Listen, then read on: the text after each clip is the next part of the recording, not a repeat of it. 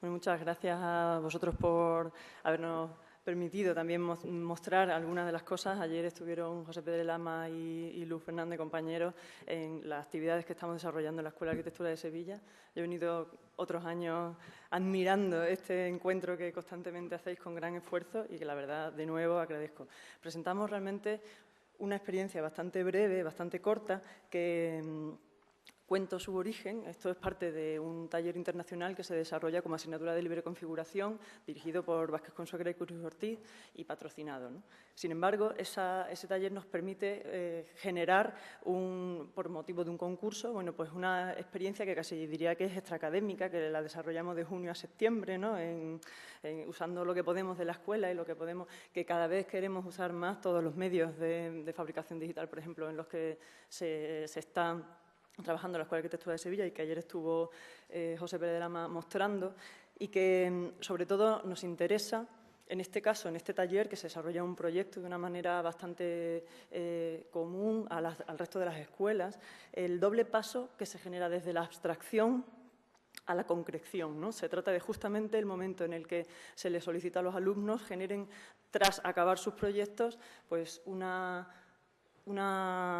abstracción de los conceptos en los que están trabajando y un desvelamiento y una concreción en una materialidad, ¿no? Yo creo que esto, lo que me gustaría, sobre todo en este contexto, puntualizar es la oportunidad que este tipo de ocasiones nos permite de generar o de controlar los medios de producción, ¿no? Yo creo que lo que acabáis de comentar, ¿no? O lo que comentaba la gente también que están trabajando con Torres Nadal y otras grandes experiencias que se han ido mostrando aquí, justamente eso, ¿no? Que seguramente en el control de los medios de producción desde las escuelas de arquitectura está la formación de una nueva forma de hacer arquitectura y de unos nuevos arquitectos, ¿no? Por supuesto, con una nueva orientación, creo, sí, política y ética, necesariamente, ¿no? Visto el paño como está y la que está cayendo, ¿no? Sobre todo. Entonces, paso directamente a presentar a los 3 alumnos que han acompañado esta experiencia. Son muchos más, pero bueno, está la ganadora del concurso al que se presentaron y 2 premiados. Nos parece que su experiencia pues, puede mostrar simplemente ese acercamiento a ese modo de producción, ¿no? Miriam, Jesús y José.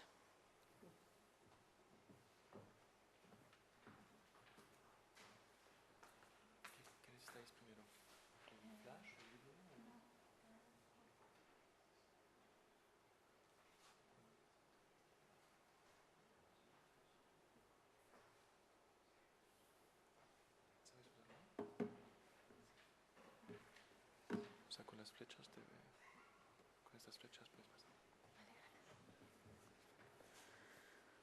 Bueno, en lo que vamos a exponer nosotros es, bueno, el proyecto de la Cátedra Blanca, que es un proyecto de arquitectura, luego cómo lo hemos traducido a una maqueta, haciendo pues eso, primero un proyecto de arquitectura, luego un proyecto de maqueta, luego la ejecución. El proyecto de arquitectura es un edificio de oficinas al borde del lago en Zúrich. Es un edificio que pertenece a un conjunto, el que está marcado en naranja, y bueno, es un edificio con un programa muy complejo. Yo una de las cosas que proponía para integrarlo en el lugar donde se encuentra era construir una alfombra verde que unificara pues, todos los edificios de la misma empresa, y luego esa alfombra verde, de algún modo, a través de patios, subirla hacia arriba y tener una cubierta jardinada con todos los usos más lúdicos de spa, de zona deportiva, de terraza, de bar. La planta baja queda bastante diáfana, con algunos usos así básicos, y luego un espacio abierto de exposiciones. Y en la planta tipo, digamos, aunque cada una es distinta, pues tenemos la parte trasera, que es espacio abierto de oficina, y la parte delantera con los usos más específicos, de despacho de directores, zonas para clientes, zonas de catering. En lugar de disponerlos por planta, una planta para cada tipo de uso, pues como es un solar muy polarizado, pues dábamos los usos más nobles, digamos, hacia el lago. Y buscaba que intentaran mezclarse los dos, que no fuera una división tajante, sino que al final, pues como acaban saliendo volúmenes de distinta naturaleza, unos da doble altura, otros más sencillos, pues al final acaban montando como una especie de Lego. Esta es la traducción a maqueta. Se trataba de hacer un objeto que fuera autónomo, que fuera una especie de escultura, pero que expresara conceptos arquitectónicos. Bueno, aquí se ven las ideas principales, que las que me intento llevar, pues los patios, los volúmenes, y en las texturas de la fachada pues se van reflejando los usos. Una de las principales dificultades de la maqueta fue que habría que simplificarla mucho para hacerla en hormigón, porque no se podía hacer literalmente el proyecto. Entonces, bueno, las cosas que me había ido llevando, bueno, los volúmenes salientes de la cubierta, que se ven en esta. Esta es una planta tipo de la maqueta, con sus patios y con sus casetones aligerantes, porque es que uno de los mayores problemas era el peso, que no podía pesar la maqueta 300 kilos, como me salía si fuera maciza y del tamaño que tenía que ser, tenía que pesar máximo 100, entonces había que ir aligerando con una serie de casetones y de elementos. Y luego la planta baja, que fuera toda continua, vacío, que comunicara luego todos los patios, y también se comunican, como habéis visto antes, con los huecos de la fachada. Y bueno, uno de los problemas que tenía eran las grandes luces si dejaba toda la planta baja vacía. Entonces acaban saliendo algunas líneas de carga con sus pequeños pilares. Esto de aquí son, bueno, lo más lógico para tú construir este vacío dentro de una maqueta de hormigón, pues puedes decir, meto cuadraditos hechos de tacos de madera y luego ya los saco. Pero luego, ¿cómo desatornillas, cómo sacas esos encofrados? Al final lo acabé haciendo con algo que pudiera raspar o disolver y pudiera eliminarlo cuando ya la maqueta estuviera hormigonada y seca. Entonces, para que esos corchos no salieran flotando, porque si salen flotando en agua y salen disparados para arriba, imagínense en hormigón, que tiene una densidad casi 3 veces superior a la del agua, que ellos iban a salir pero bailando. Entonces, como todos los vacíos son continuos, al final lo que hice fue una serie de secciones de la maqueta. Esta, por ejemplo, sería la primera, pues esta sería la de la fachada principal.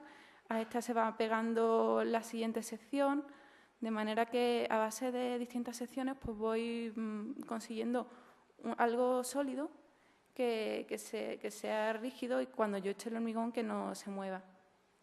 Y luego, bueno, las voy pegando.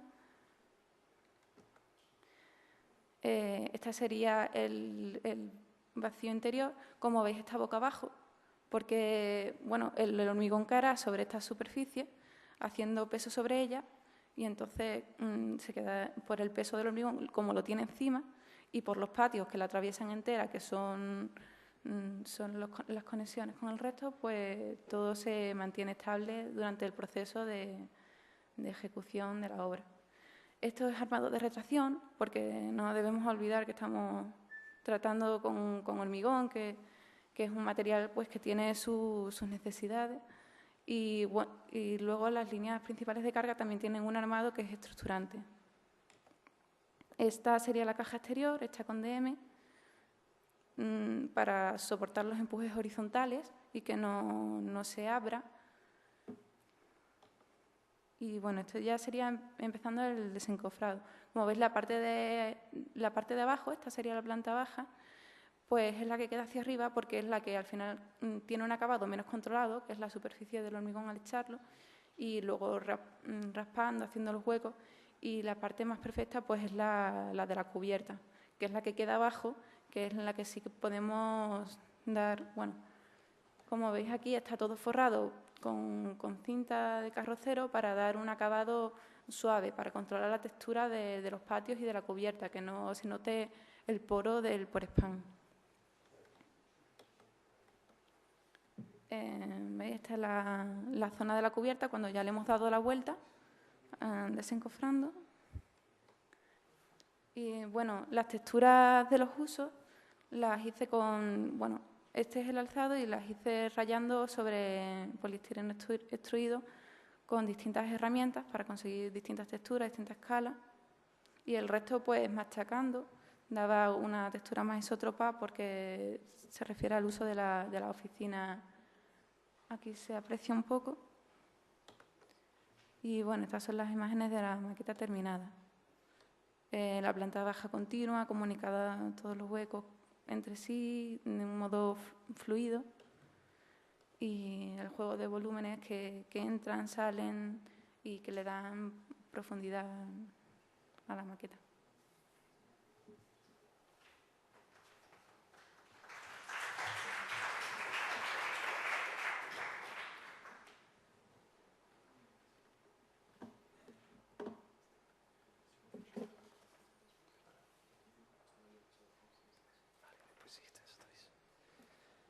Hola, yo soy Jesús Villalta. Tengo que decir que todo lo que voy a enseñar, este proyecto, lo realizo junto a un compañero, Antonio Alanís, que no, por circunstancias no está hoy aquí, pero bueno, intentaremos suplir su presentación. Este proyecto pertenece a la cátedra, al otro taller, al de Guillermo Vázquez Consuegra, la cátedra de invierno. En esta edición consistía en realizar un edificio en altura, construcción en altura, en un edificio de oficinas. Nuestro proyecto parte de la construcción de un vacío en torno al cual generaremos el lleno.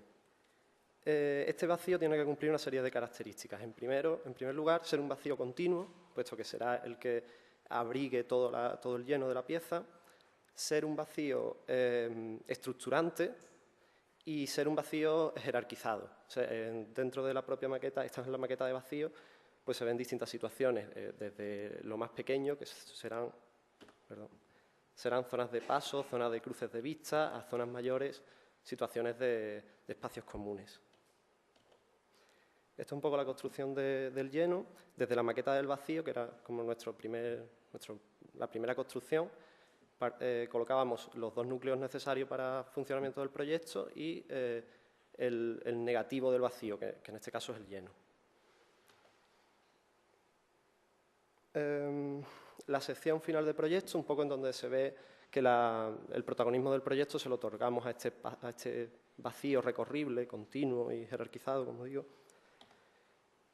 Y esta es la primera maqueta que construimos, la segunda maqueta realmente, la primera era la maqueta de vacío, pero la primera maqueta que construimos del lleno, y maqueta final del taller de invierno. Esta maqueta nos sirve para tomar algunas decisiones y puntualizarnos en otras que ya habíamos tomado. Como son, por ejemplo, el hecho de que sabíamos que el vacío no solamente tendría que recorrer la torre, sino que cuando llegase al suelo no solamente se apoyaría, sino que tendría que recorrer el plano por debajo de la cota cero. O también nos sirvió, por ejemplo, para reforzarnos en la idea del objeto escultórico que tenía, la potencia escultórica de la pieza. No tanto reflejando el proyecto como reflejando una pieza de aristas limpias, una pieza conceptual. Otra imagen de la maqueta.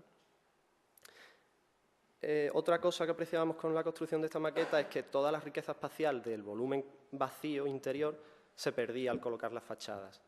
Esto lo tendremos en cuenta a la hora de transformar este proyecto en la maqueta de hormigón. Hasta aquí es el proceso de construcción, el proceso del proyecto en la cátedra. A partir de aquí es transformar un proyecto arquitectónico en una maqueta de hormigón que deberá de responder a otras cosas, ¿no? Ya no es el proyecto de arquitectura, sino es una pieza escultórica. Las primeras decisiones que tomamos están condicionadas un poco por las normas del concurso de la maqueta de hormigón, en parte que ya ha contado Miriam. Una de ellas es el peso. La maqueta no puede pesar más de 100 kilos de hormigón y nuestro volumen construido, si lo vertiésemos completo, serían como 200 y pico, 300 kilos en hormigón, ¿no? Y otro condicionante fuerte de las bases del concurso era la altura, que como máximo esa maqueta debería de medir 1 metro de altura, que sería aproximadamente unos 100 en nuestra maqueta, de nuestro proyecto. Esto nos lleva, junto a habernos dado cuenta de que se perdía un poco en la maqueta completa la espacialidad interior, nos lleva a tomar la decisión de desestructurar una arista, de construir, eliminar un poco el volumen construido y mostrar toda la riqueza espacial negativo que existe dentro.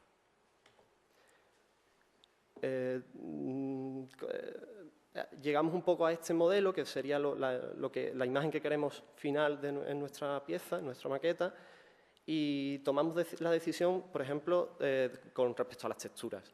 Decidimos usar simplemente solo dos texturas, una textura lisa, una textura sincera del hormigón, la textura natural del hormigón en contacto con el encofrado que vamos a usar, que es recubrir toda la pieza. Esto también apoya la idea de sinceridad de nuestra pieza en cuanto a que era un simple vertido sobre un encofrado, que era nuestra primera maqueta de vacío. Y una segunda textura, que es la textura de ruptura, la textura que muestra la zona en la que se ha sustraído parte del volumen. A partir de aquí, otro punto de inflexión en el proceso de creación de la maqueta es pensar en cómo construir el encofrado. De nuevo volvemos al primer paso, que es construir la maqueta de nuestro vacío, ¿no? Esta vuelve a ser toda la construcción de vacíos que teníamos desde la primera maqueta. Aquí veis un poco el patrón que usamos de despiece de todas las piezas de encofrado que constituyen el encofrado, con algunos datos técnicos, ¿vale? Un paso superior de estos encofrados en los que tenemos que delimitar dónde está el texturizado que después va a dar resultado al texturizado del hormigón, cómo se solapan estas piezas y, sobre todo, apoyándonos en el modelo que habíamos hecho antes, entender cuál era el orden de desmontaje de este encofrado, puesto que lo montas sin tener hormigón vertido dentro de la pieza y puede ser que cuando viertas el hormigón no seas capaz de retirar todo el encofrado, ¿no? Entonces, un plano técnico de despiece y de estudio de cómo son los encuentros en todo el montaje del encofrado. Las primeras fases un poco de montaje del encofrado, bueno, pues aquí leemos eso, cómo se retiran algunas piezas, no podemos atornillar por aquí, sino que debes de usar angulares, un proceso un poco complejo, pero la parte más rica, quizás, donde más tiempo le dedicamos y que más aprendimos de cómo hacer posible el construir nuestra maqueta. Estas son las imágenes finales un poco de cómo quedaba el encofrado. Aquí ya está metida la armadura. Al ser una pieza de hormigón, pues el hormigón trabaja igual que va a trabajar en una obra real y por lo tanto tiene que estar armado. Nosotros lo armamos prácticamente como una viga, fuimos bastante seguros por ahí, y también se ve un poco la decisión que tomamos para texturizar la parte que queríamos de rotura.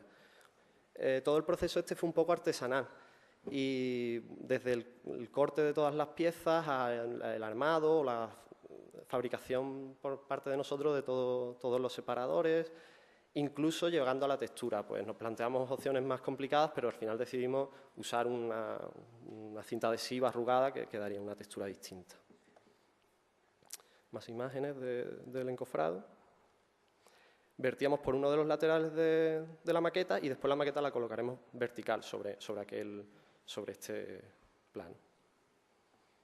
Este es el proceso de vertido, que de nuevo vuelve a ser un proceso artesanal, manual, donde tú mismo viertes sobre tu encofrado y estás teniendo contacto con el hormigón, ¿no? Es como muy realizante en ese sentido. La maqueta totalmente vertida. Y el proceso de desencofrado. Aquí es donde reafirmas si has hecho bien el proceso mental anterior de ver que todas las piezas salgan, que no tengas ningún problema, y donde ya empiezas a descubrir la maqueta, ¿no? Imágenes de proceso y imágenes finales de la maqueta. Desde el lado, desde una arista que mostraba la maqueta construida sin que se aprecie que ha desaparecido parte del lleno, y la imagen anterior, que es desde el vértice opuesto, muestra lo contrario, muestra la sustracción. Algunas imágenes más.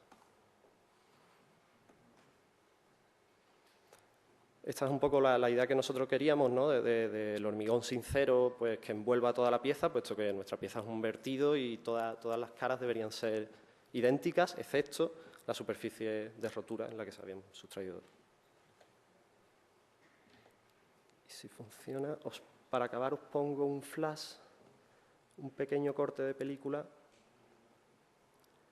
que muestra el proceso de construcción del encofrado. Este es el proceso más artesanal que os contaba antes.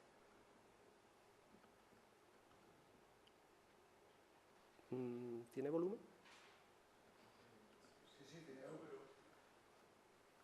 No se escucha.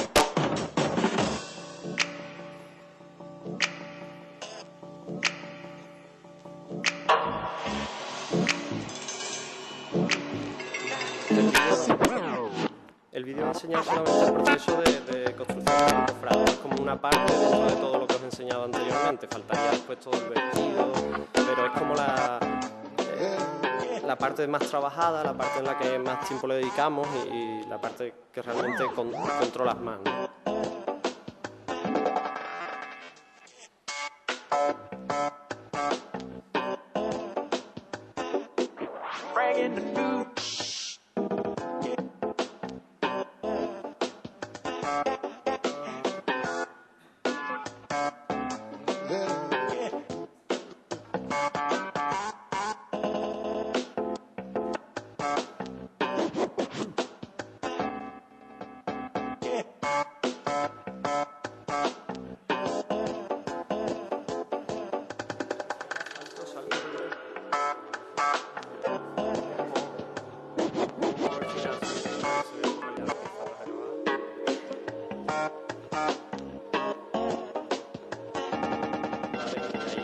La pieza completa.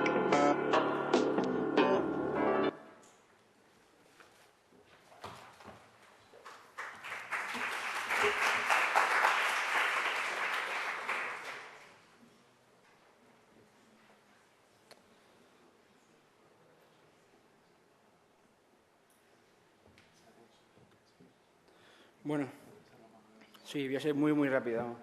Yo me llamo José de la Peña, soy también alumno de la cátedra y entonces voy a contar un poco una mezcla entre lo que empezó siendo un workshop y acabó siendo mi proyecto de fin de carrera y lo que yo creo que más interesante aún es intentar mezclar el proceso proyectual con el hecho de hacer una experiencia concreta. Y cuando hablo de experiencia hablo de lo que hemos estado viendo antes, ¿no? Generar una especie de maqueta o de escultura de hormigón como conceptualización de lo que es un proyecto de arquitectura. Y sobre todo intentar demostrar que el experimento no solamente afecta al proceso tanto en cuanto al momento concreto y al posterior, sino que, como en mi caso, también afecta incluso antes de que eso haya sucedido, ¿no? Yo no voy a contar mi PFC porque es muy largo y es un proyecto gigantesco, pero sí voy a contar aquellas cosas que son un poco tangentes a la experiencia del hormigonado y a la experiencia de la escultura.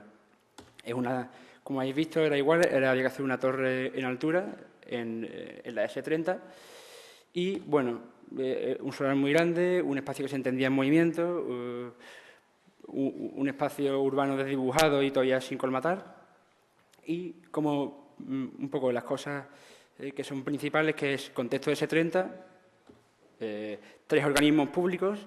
Entonces, claro, todo me lleva un poco a entender el edificio un poco al principio como un objeto, ¿no? Y si sumamos que un organismo público es algo muy moldeable porque son células un poco que se pueden distribuir de cualquier manera y que la S30 es un espacio perfecto, un salpicadero perfecto para introducir un edificio icono, ya si sumamos el hecho de que en el futuro se va a hacer una escultura, pues como que ahí tomo como, antes de que haya sucedido el hecho de la escultura, ya para mí eso empieza a transformar mi forma de entender el proyecto. Entonces entiendo que eso va a funcionar de esta manera, ¿no? Y empiezo a coger una serie de cuestiones y a moldearlas. Al final mi proyecto termina siendo como una especie de gran caja programática tallada, pues en función de una serie de cosas, ¿no? Voy a ser un poco, o sea, estos son cosas un poco infantiles, pero que están un poco ahí, ¿no? Porque, claro, hay que tallar, pero hay que tener algunos vectores, ¿no? Que estén un poco taladrando esa piedra que en principio es el proyecto. En este caso, la diferenciación, bueno, de razones para construir en altura no es una cuestión de densidad, es una cuestión de icono, ¿no? y pongo en crisis un poco tipologías, ¿no?, de edificación clásica como las de Peli y otras como las de Neutrin, ¿no?, que trabajan otro tipo de espacios y entienden la altura de otra manera.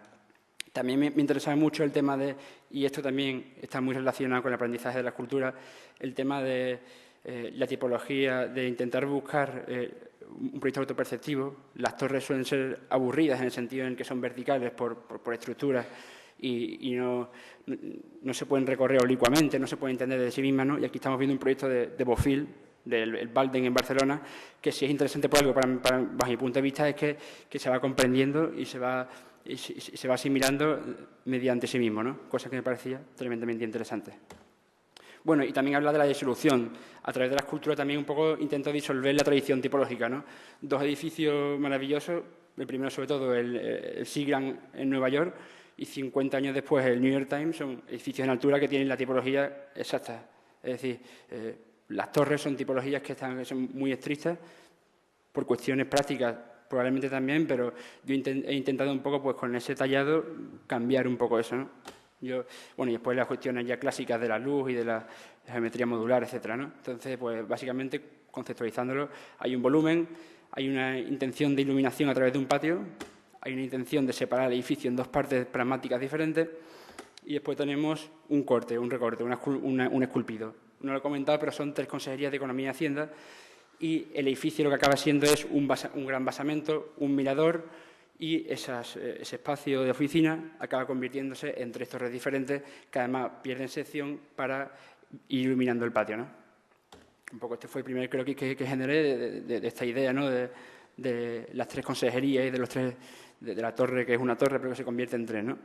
Y aquí pues una maqueta primera conceptual que hice, ¿no? Aquí se ve como el edificio tiene un primer basamento que es como más pragmático, que absorbe los servicios de una manera modular, una zona pública en medio que es un mirador y encima, pues a partir de la planta 12, acaba convirtiéndose en 3 torres que corresponden a 3 consejerías diferentes, ¿no? Esto es una fotografía. Y después, un poco después de esto, llega este proceso del que mi compañero está comentando, de encofrado. Yo tampoco me comí mucha cabeza, lo corté todo con máquinas, o sea, los robots trabajaron por mí en este sentido. Y, bueno, fue una cosa en ese sentido muy interesante, ¿no? Porque pudimos trabajar con hormigón, mancharnos y ver un poco el tema de las esculturas, ¿no? Y bueno, aquí está un poco el resultado de eso, ¿no? De cómo esa pieza acaba siendo un edificio de una piedra de 80 kilos de hormigón, ¿no? Y después un poco, pues ya contar un poco más hacia adelante, porque si existe un proceso anterior en el cual yo todavía no he hecho una escultura de hormigón, pero que ya me está cambiando, o sea, es como el futuro que está cambiando el presente, ¿no? También no voy a mostrar ni mucho menos la ejecución, pero sí algunas pinceladas, porque estas cosas que la escultura genera al final devienen para mí en obsesiones en mi fin de carrera, ¿no? Entonces, bueno, estas serían las plantas principales, ¿no? Una sección y una de las plantas principales, como 3 núcleos, etcétera, ¿no? La planta atrio, por ejemplo, en este sentido, restaurante, cafetería, mirador, etcétera. Y, por ejemplo, aquí ya vemos una sección de la planta en la que el edificio ya se ha desvinculado de la unidad y se convierte en 3 torres, ¿no? A medida que va subiendo, va perdiendo sección, ¿no? También un poco un gesto de búsqueda de luz. Y, bueno, como lo de las obsesiones, ¿no? Voy a mostrar de la ejecución lo único, a nivel energético, porque me recordaba que era como la escultura, pero de calor, ¿no? Esto volvía a ser un poco el mismo juego, pero con una cuestión térmica. Dado que el proyecto tiene una envolvente enorme de cantidad de metros cuadrados de fachada, calculé con Ecotec pues, la incidencia media anual de la radiación y generé una envolvente que se adaptaba completamente a esto mediante un sistema de perforaciones y paneles móviles, ¿no? Lo enseño, tampoco lo explico mucho más, pero un poco para que se vea que sí es una obsesión, que yo creo que viene un poco de la experiencia, ¿no? También todo, bueno, los despieces que generé a través de esa fachada, ¿no? O sea, como ya trasdosando la escultura. Y bueno, algunas imágenes, el atrio de entrada del edificio, la bajada, ¿no? Porque el edificio se hace desde cota -1, y la imagen final en la S30 del edificio implantado en la S30, ¿no? Yo no sé si se ha entendido bien, pero básicamente lo que quería explicar es que, ya que hemos visto muchos experimentos, ¿no? Durante estos 2 días, creo que es importante analizarse y saber en qué aspectos la experimentación deviene en pragmatismo proyectual. y cuándo ese experimento realmente es útil en el proceso, en un proceso anterior o un proceso posterior, ¿no? En mi caso, no es una cuestión de coherencia, porque yo creo que sería absurdo pensar que es una cuestión de coherencia. Yo creo que es más una cuestión de marcas, ¿no? De marcar de alguna manera la forma en la que estás iniciando y que terminas un camino y de las obsesiones que esa experiencia o ese experimento pues te están produciendo, ¿no? Y ya está.